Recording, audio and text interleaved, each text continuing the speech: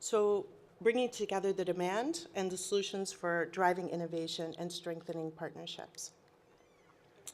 This is nothing new. We all have heard this information. Where are the challenges? The bottleneck is in recruiting patients for our clinical trials.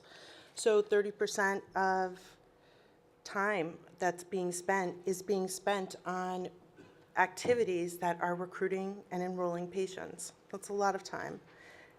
Almost half the sites that we enroll to participate in the study are enrolling 0 patients or under-enrolling. And then there's different figures, but $37,000 a day in operational costs for delays.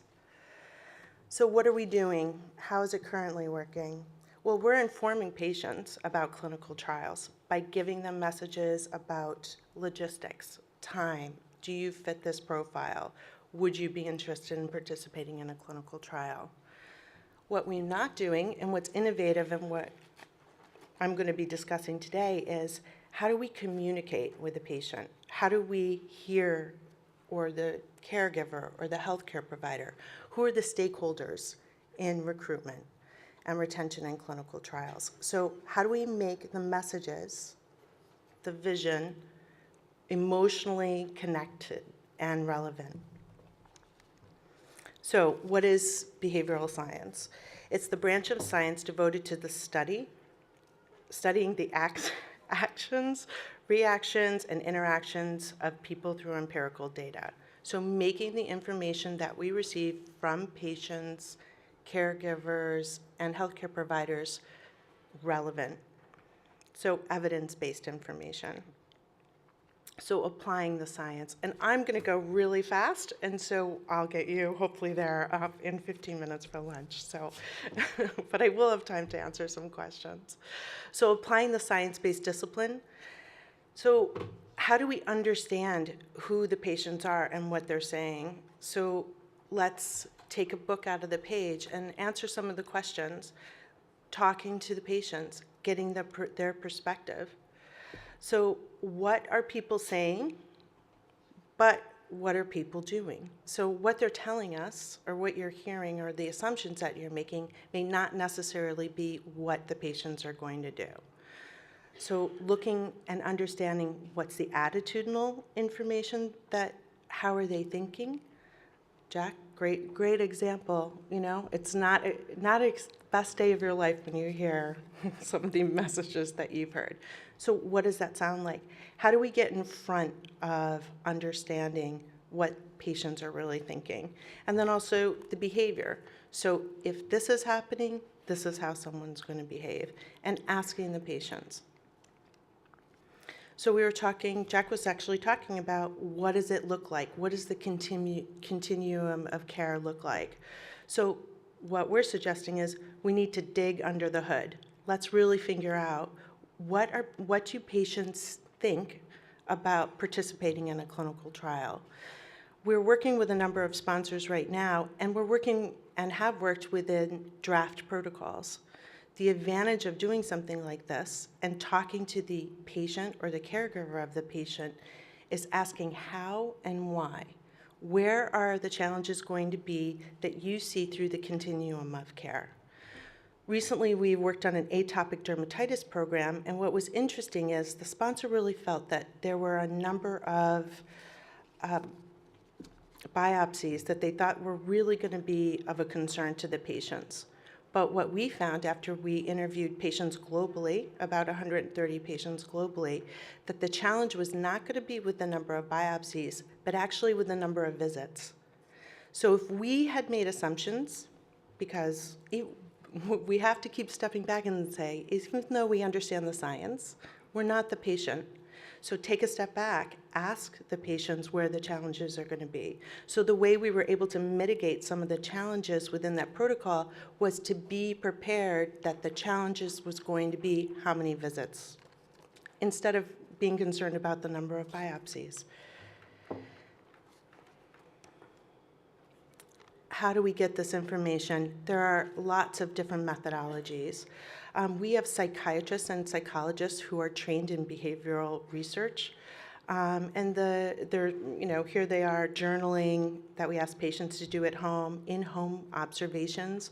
What you see in someone's home is much different. Living on oxygen, 23 hours of the day is much different than what you're seeing when they're presenting to you in a focus group room. So depending on the disease, therapeutic area, and what the challenges are, what you're looking at to include in your protocol or the retention that you need for the patient will drive what methodology that you will use. And then most of these can be done on the phone, in person, and online. So here's just an example that I'm providing for a study that we worked on with Alzheimer's disease. So we're looking at different types of information. What's the drivers? Where are the opportunities? Where are the barriers? So, for Alzheimer's and talking to the caregivers, a lot of it is a pull for their time. It's a balance of the care. It's their ability to be able to provide the care that they need, or the ability to get their parent or their loved one to the trial. Ability was, I believe it, I want to do it, how can I help? Also motivation and expectation, you can see on the bottom. They're hopeful. There's a balance between how much hope we want to give someone for a clinical trial and, or is this person just in denial? So this will help frame, understanding all these things help frame the messaging. The other thing that you can supplement your behavioral research with social listening. Again, depending on therapeutic area and disease state. But social listening is able to show you who are the influencers. So is it the caregiver? Is it the patient themselves, or is it the healthcare provider? The level of conversation. Jack is an exception. Most of the patients and caregivers and healthcare providers we're talking to are not speaking to the level of understanding that they want to be able to see their biomarkers and tracking them. But depending on the disease, rare or otherwise, they're very familiar with their disease. So what are they saying? Because you need to be speaking their language. And then where are they talking? Is it in a blog? Is it in forums, advocacy groups, on and on, social support groups?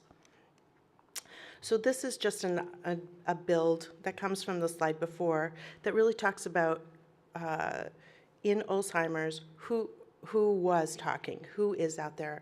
So the caregivers, 30%. So what this really has done is just showed, okay, we were right in everything that we learned from doing the behavioral research. But now we also know, where are they talking as far as social forums go? So Twitter, alzheimers.org, where is the media looking for information? And then we can break it down further to what's paid media, earned media, and what kind of language are they using? So now that we've gathered all this information, now we can make our communication strategy. So what are the messages? What's the tone of the message need to be?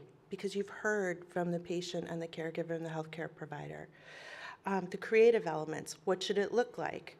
And then the communication channels, where should you put your information? A few years ago, I did a trial, and we did behavioral insights for a patient population for a rare disease.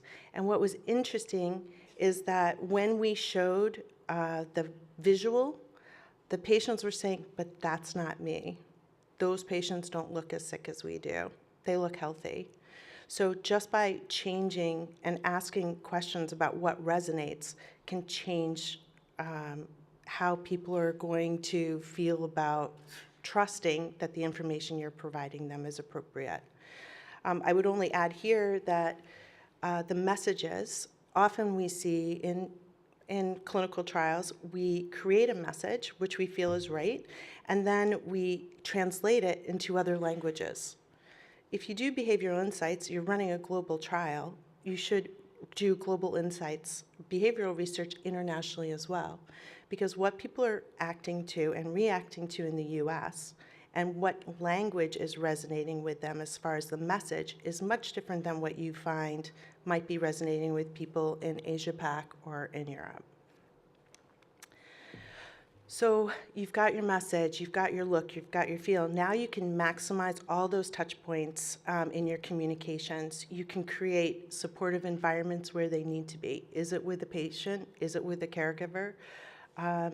Leveraging the ecosystem. So of the influencer, you know who you should be speaking to and how to speak to them.